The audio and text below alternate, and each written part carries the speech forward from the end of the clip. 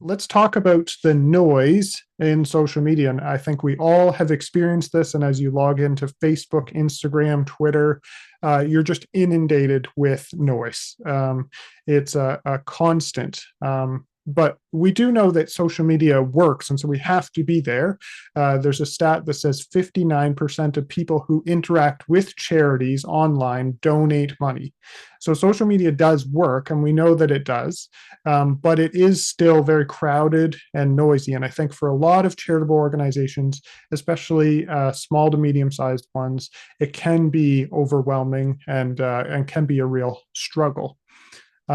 And it's crowded and noisy because there's just so many voices shouting at once for your attention and for your beneficiaries and your donors' attention.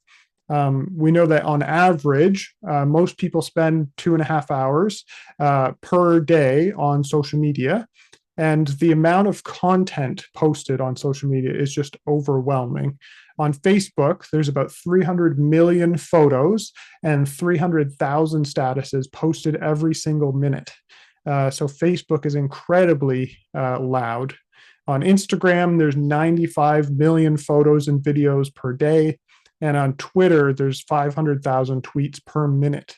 And so there's a ton of noise happening for charities and nonprofits to try to cut through.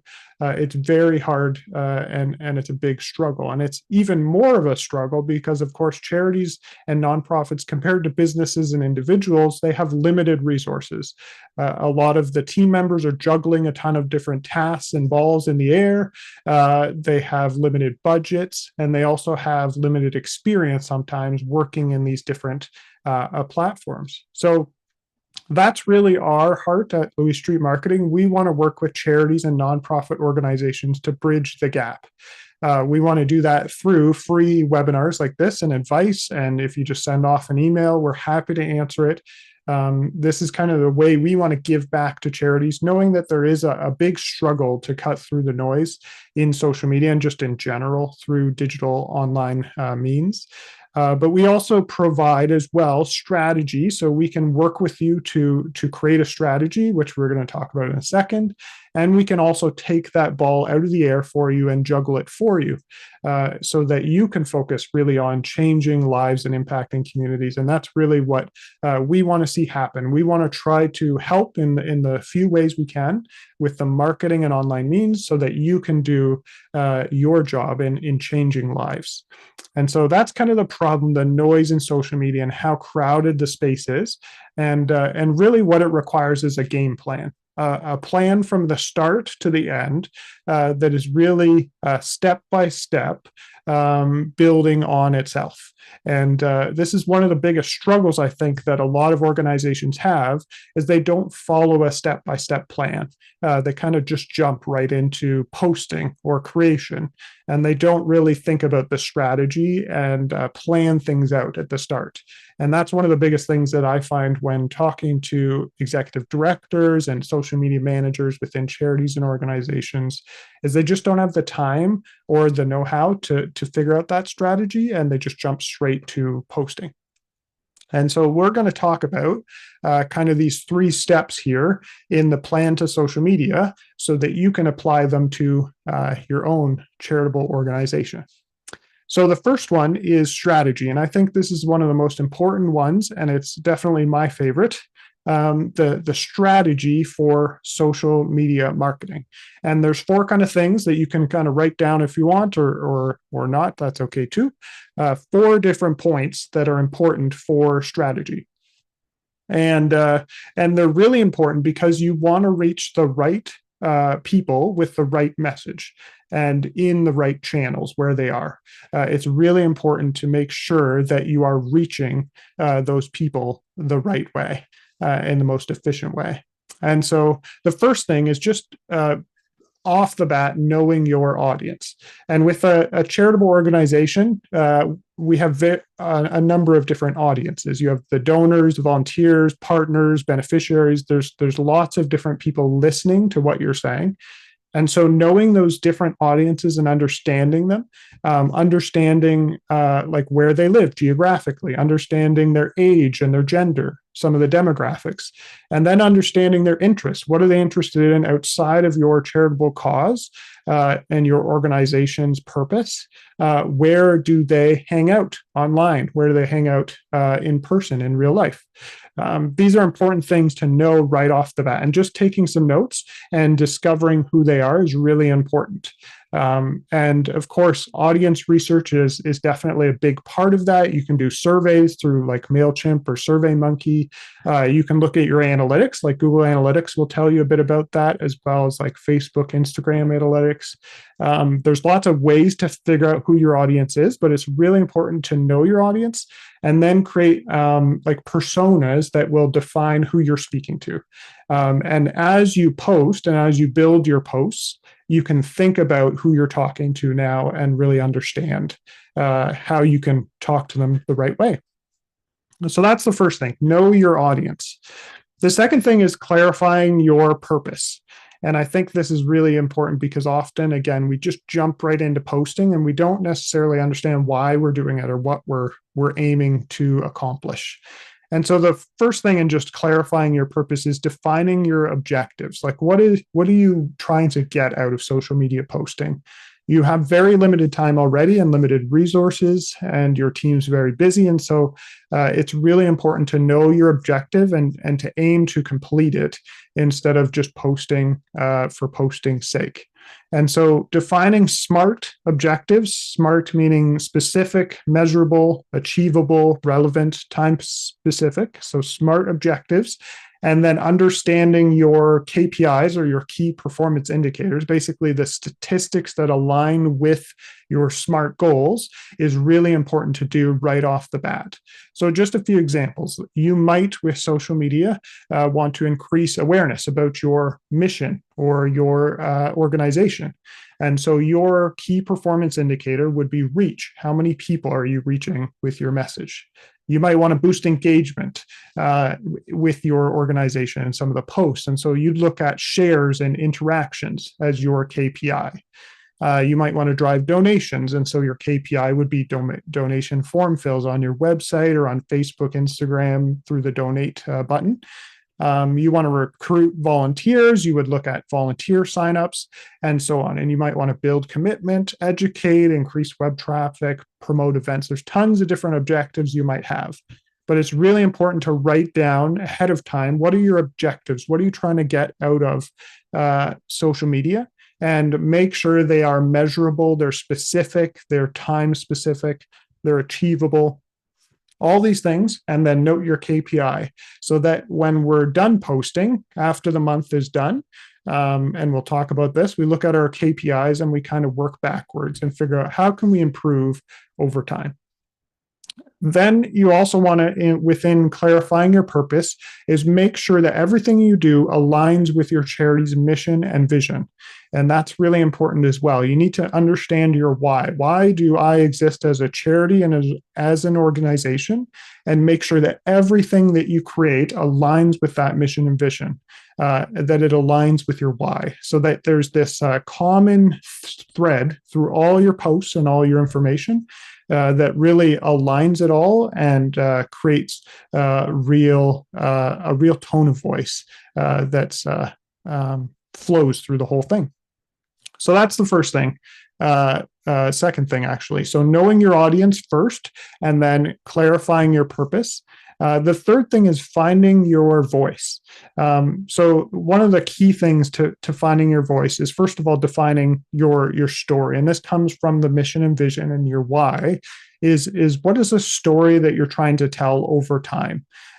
Who is the character? And that's really your audience that you're speaking to. But what is their pain point? What are you helping your beneficiaries with?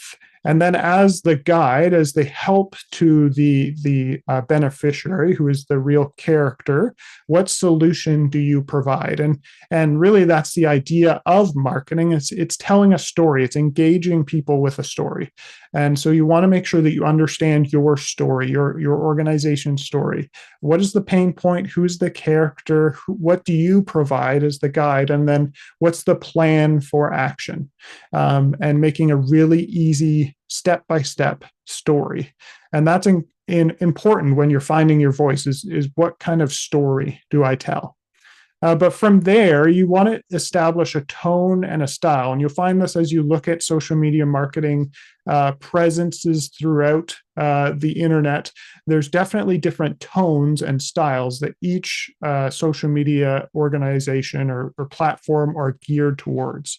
And there's many different styles, so I can list them here just so you can kind of think about them and how your organization kind of fits into this. But examples for the tone and style, the first one might be compassionate and heartfelt. So you want posts that sound and look with the visuals and video warm and empathetic and caring. And so because of that, if you're going for that tone and style, you would do posts about personal stories with emotional language, with inspiring visuals. So that would be the first possible one, compassionate and heartfelt. There's also informative and educational. So this is a bit more factual, knowledgeable, authoritative. And you would have data-driven infographics, explainer videos. So that could be another tone or style. Another tone and style, especially for charities, might be urgent and action-oriented. So very directive, persuasive, compelling. And in those posts, you would have strong calls to action, time-sensitive language, bold visuals. So you're really trying to engage and make the reader act on what you're saying. Another tone or style might be friendly and relatable, so casual, approachable, lighthearted.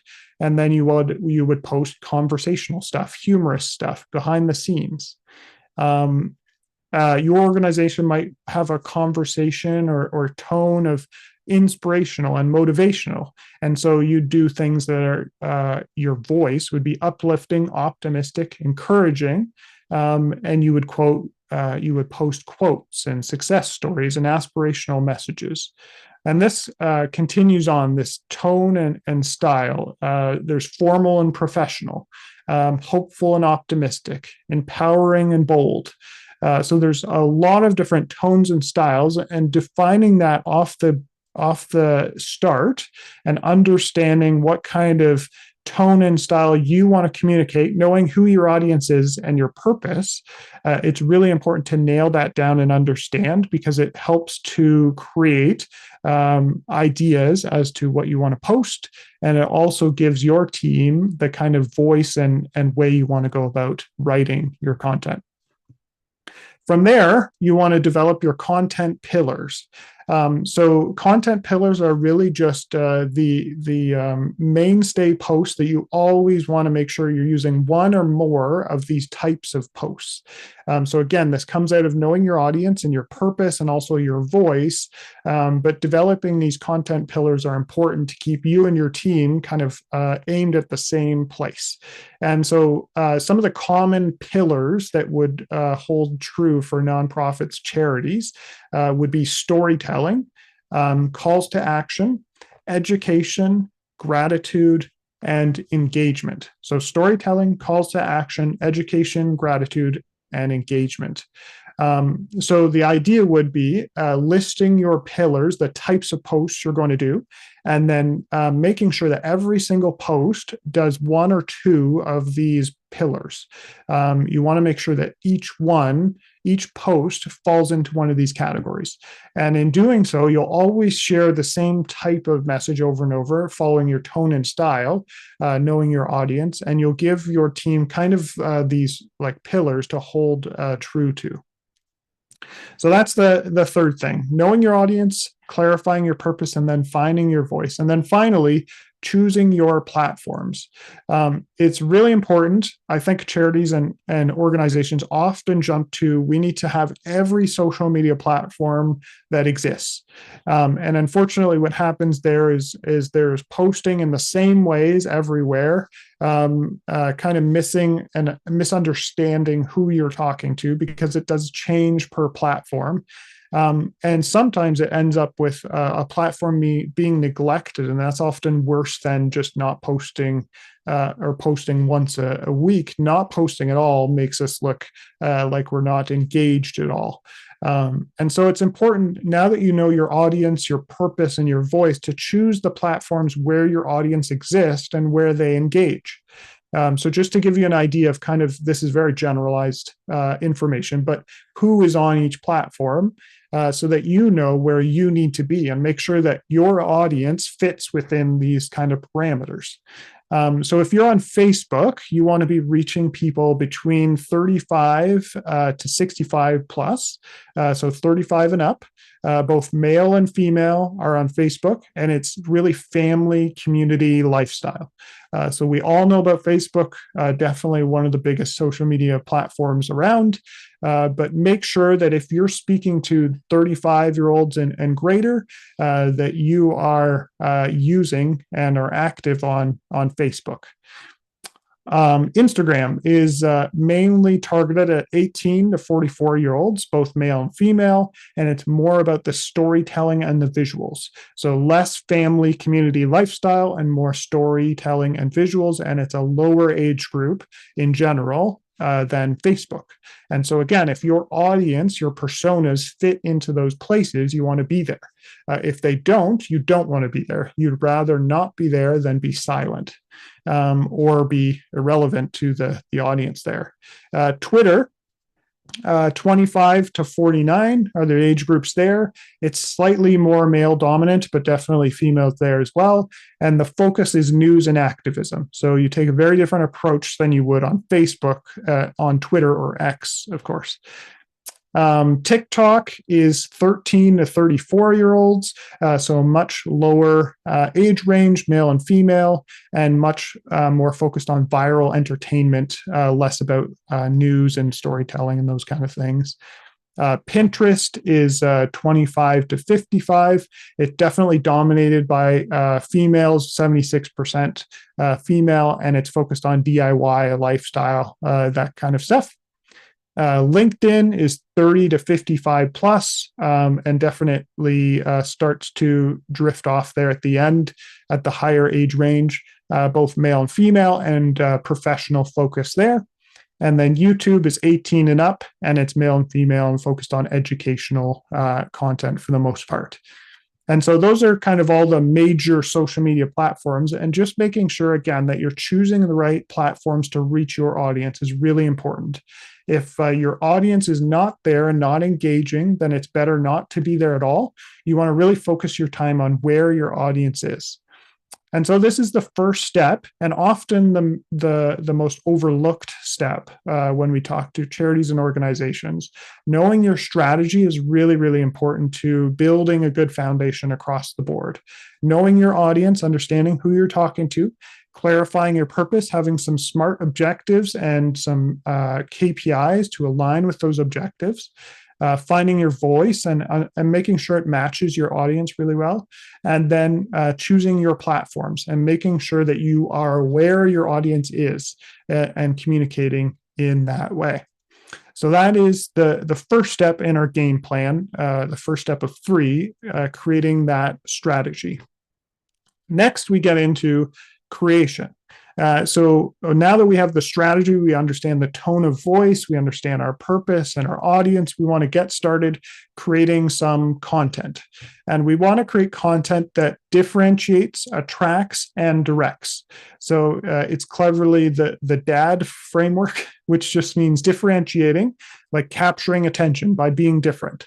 Attracting means to pull them in, to engage and appeal to your ideal prospects. So, and then finally, direct means to guide them to the desired action.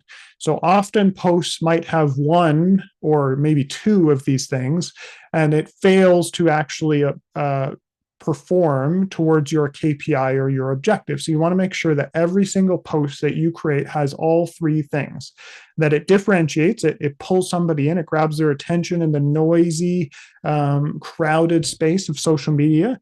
It attracts the right people. So you're talking to the right people and you're engaging the right people. And then it directs them to your objective. So it might be go to donate or volunteer or attend our event, that kind of thing. So make sure everything you create follows those three different things: differentiation, attraction, and direction. But as you create, you want to make sure that the first thing to keep in mind is to harness the power of storytelling. Harness the power of storytelling. So storytelling is really the art of communicating tension and then relieving it later. You want to create some sort of feeling of pressure within the reader, and that's kind of the differentiating, the attracting, basically. And then you want to relieve it in the objective. And so that's really easy, so to speak, with charities and organizations more than with businesses, because you already have your story. You're already telling a very compelling story that goes from the problem that the beneficiary has, and you have a solution, and you want people to join you in your mission. And so you already have the tension that is the problem that people are facing. And you want to utilize some of those stories that you have, those mission-driven stories, with your underlying thread of your key story, and you want to communicate that through everything you do. And so ways to do this are testimonials are a great way to tell a story, to let someone else tell the story for you.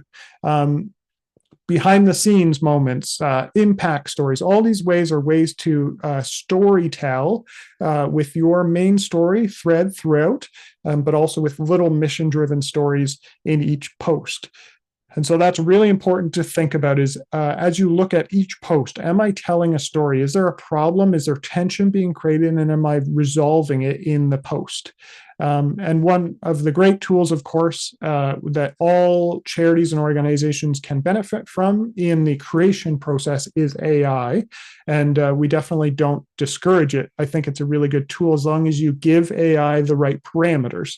So give it your purpose, your tone of voice, all these strategic things, load that into an AI system like ChatGPT, and then it will provide you with these things. But do make sure that as you do that, you look and make sure that it is telling a story, that it's not just more noise being shouted into the universe, because we know so much of it is already AI. So we want to make sure you differentiate, attract, and direct, but those are great tools to use. So that's the first thing, harnessing the power of storytelling. The next thing is designing compelling visuals. So, of course, with Facebook and Instagram especially, visuals are like the most important thing. It tells 1,000 words right off the bat. There's lots of ways to use visuals. Of course, imagery is the easiest probably to jump into, but video is really important. You can use graphics like illustrations, carousels, reels, and shorts, short form video there, live video, polls, and Q&As. So there's lots of possibilities for ways you can design compelling visuals. Video, of course, is one of the biggest ones, and reels and shorts have shot video up into one of the most effective methods to communicate a message. It's also one of the hardest sometimes to put together and the most expensive, but it definitely has the best return. And so that's something that you can really consider. And you don't always have to have a production team taking videos. You can use a cell phone or a computer, webcam. There's lots of ways to do it, and people are more focused on the storytelling behind the video than the production value of the video itself. So hopefully that encourages you there. But there's lots of tools that can help you with this. Canva, Adobe Express, all these things.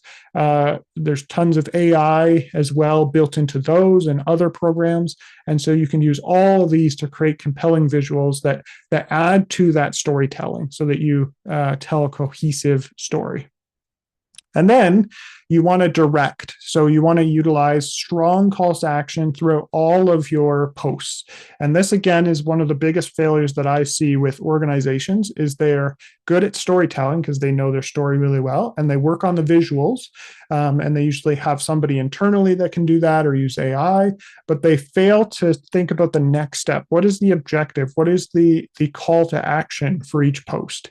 And thinking about your objectives, you want to make sure that your call to actions are extremely clear. So things like donate now, sign up today, volunteer, join now, put those in all of your different posts and make sure they're clear and they're actionable language and they're not necessarily hidden by the read more button.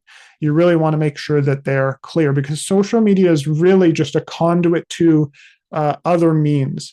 They're controlled by the social networks themselves, and you really want to move them away from social networks to your hub, which is your organization's website. And so the more you can drive them there or drive them to an event landing page or something like that, the better, because you can take them out of the noise and put them in an environment that now you've controlled with your messaging, like your website. And when possible, use a clickable link to do this. Of course, in instances like Instagram, that's not possible. You could do the link in bio thing. But in Facebook especially, use clickable links to drive people to your website or a landing page. And then finally, building a content calendar. So this is something that people sometimes fail to do. And I think it's such an important tool because it gives you a really good high level look at all your content. And we do this for clients where we just have a Google Sheet. We have a bunch of columns that we use and we fill it all in. And it talks about, the objectives of the post, the heading, the content, the imagery, the call to action. And so you have all these pieces just in a big spreadsheet that you can see and plan out. And Google Sheets is a great free opportunity to use an Excel spreadsheet. And there's lots of templates online too to use for a content calendar. But use a content calendar. I can't stress that enough to kind of plan things out. Because often if you think I'll just sit down, once a day or once every few days and kind of plan out a post and post it, you lack kind of that strategic overflow, and you also tend to forget, or too many balls are being juggled that day, and suddenly it's forgotten. And so a content calendar allows you to kind of plan out a whole, we usually do a month, and you can even do 3 to 6 months if you want, but it allows you to plan things out so you can post regularly, which is really important. Charities and non-for-profits should usually be posting about 3 to 5 posts per week, which is quite a bit. But it's important to be regular and to continue to reach out to your audience. I think it's only about 4% of Facebook followers that follow your page actually see your post. And so the more posts that you can get out into the noise and the crowd that are differentiating, attracting, directing, the more you can do that, the more that you have opportunities to be heard. And so that's important. 3 to 5 posts a week, and then posting when your audience is most active. And there's lots of tools that can tell you when your audience is active. Facebook does this as well in the Meta manager, ads or post manager, sorry. So that's an opportunity too, but just make sure you're posting when people are most active. And for some that might be in the evenings, some that might be in the mornings. It just depends on who your audience is. And make sure to use kind of themes and patterns. And this helps you as you build your content calendar. Your pillars, the ones that you're going to make sure that every post has, but just make sure that there's themes and patterns throughout. So like, for example, if you're doing storytelling, you could do behind the scenes, day in the life, throwback stories. Another pattern or theme could be community driven. So you could use testimonials, why I give stories, challenges. You could use a local and seasonal campaign. So like there's Giving Tuesday and random acts of kindness and seasonal giving events. Another theme or pattern you could use are engaging content. So like polls and questions or trivia. There's volunteer donor spotlights. So introducing the donors, featuring volunteers, anniversary celebrations. There's fundraising challenges. You can do those as well. And so there's lots of different patterns and themes that you can use throughout your content calendar, but make sure to follow a pattern and a theme so that people expect what you're doing. It also follows your pillars that you've set up. And there's lots of great ideas. And again, ChatGPT and AI can give you tons of ideas on what to do. Just make sure you're inputting the strategy so that you get out something that follows the right strategy going forward. And so this is the creation phase, making sure you're doing storytelling, engaging visuals, calls to action, and building a content calendar. And then finally, within the plan, we want to make sure that as we post and the rubber hits the road, that we make sure to follow a few things, because often we schedule and then we kind of forget about it and come back a month later. But it's really important to keep on it and make sure you're noting things as you go. So scheduling and sharing posts, you can use like tools. There's Later, Buffer, Hootsuite. These are all tools that allow you to schedule posts across multiple channels all at once. And so this is a helpful thing to take it from your content calendar, and you can even build it in there, but take it from your content calendar and then place it into these platforms, and they will automatically send it out. But one of the challenges with this is sometimes we set it and forget it and then don't remember to watch what's happening. So make sure you're watching it, you're sharing it, your team members are sharing posts, send them internally to your team members and make sure they're posting. But just continue to watch and share as you go. The second thing as you're posting is making sure to interact with your community. So as you're posting, there's comments and there's messages happening. So you want to make sure you're interacting with your community. You're responding to direct messages. You're responding to comments. You can share posts even to relevant groups, maybe geographic location groups close to your place. So make sure to interact in the community and have conversations, because that's really what social media is all about.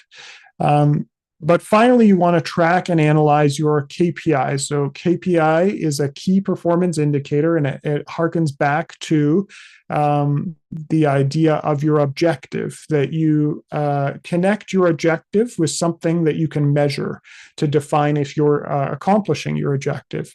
So make sure you track those KPIs. You know where in the Meta Business Suite or even your Buffer, Later, Hootsuite, like your platforms, where your KPIs are. And make sure to watch those and watch how they do with certain types of posts, certain patterns within your content pillars. And we like to, at Louise Street Marketing, do lots of A/B testing. So that means trying two different things and seeing how they perform differently.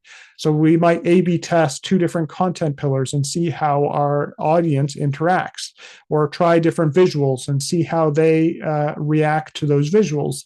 Trying different stories, trying different tones. So you can do all these things and then look at your KPIs, whether they're visits to your website or reach or shares or comments or likes, all those things. Look at your KPIs and see how these A/B tests are performing in the KPIs. And then you can alter in the next month when you're building, I'm going to try a few more of these types of posts and few less of these type and alter them over time. Make sure to note your findings so that you can pass them on to your team as well.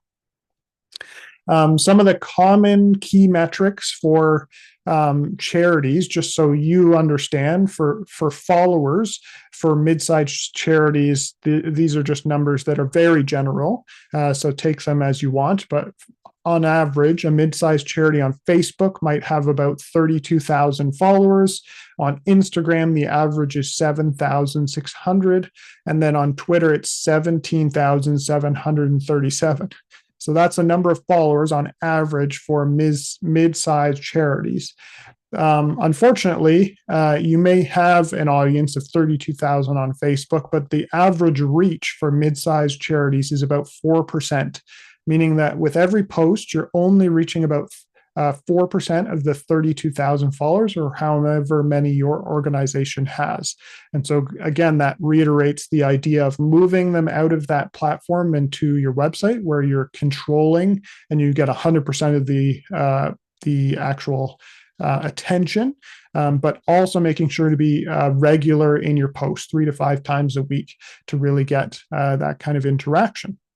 And then finally, engagement rate is another KPI that a lot of organizations use. And so for the average for mid-sized charities, just to give you an idea, for Facebook, it's 0.31% to 0.33%.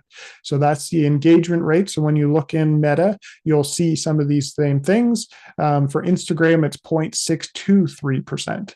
So almost double the engagement rate there from Facebook to Instagram. On Twitter, it's in the middle at 0.37%. So those are small percentages for sure, but as your audience grows and you continue to do that, differentiating, attracting, and directing the DAD framework with your posts, that engagement rate should increase. And again, the idea is to know your KPIs, to understand them, and to really compare against yourself over time. It's not so much about some of these just general numbers as much as it is what did I do last year, this month, against this year, this month.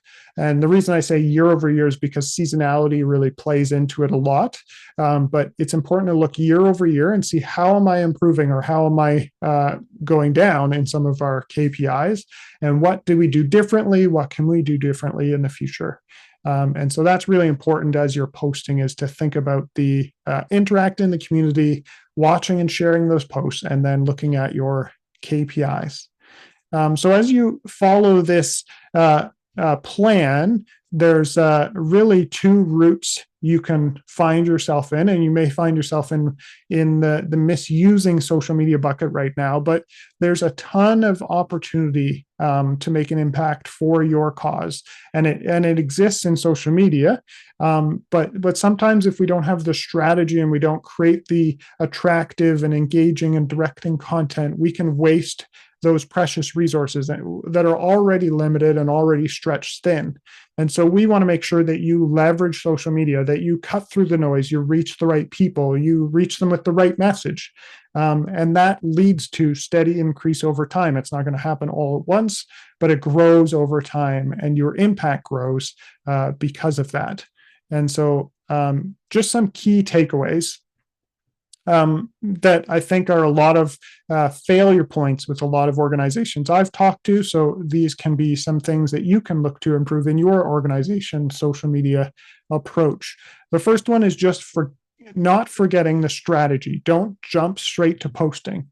Determine your story, determine your tone of voice, determine your audience, and let that flow through the whole process. And that's one of the biggest things I can leave you with, is follow that flow. The next thing is be clear. Be clear, consistent, and engage. And so often AI posts will spit out a lot of gobbledygook, a lot of like extra words and fluff. So just pare it down, be really clear. Stay under the read more link that will kind of cut off your post. Try to do that as much as you can, and just be clear. Because there's so much noise, clarity is actually differentiating usually. You want to be consistent. We talked about that 3 to 5 times per week. And then engaging with your community is really important as well, because that's really what social media is all about. And then the final thing I want to leave you with is measuring and tweaking. Always A/B test, try new things, see what works, try different pillars, tone of voice, audience, all these things, and make sure that you're looking at your KPIs, you're measuring against yourself year over year, and see how you improve over time.